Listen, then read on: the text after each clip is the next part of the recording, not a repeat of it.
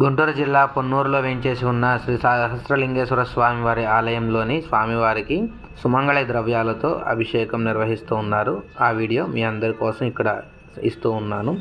పూర్తి వీడియో చూడటానికి మన ఛానల్ పేరు కింద ఉన్నటువంటి లింక్ని క్లిక్ చేసి పూర్తి వీడియో చూడవచ్చు. శ్రీమాత్రే నమః.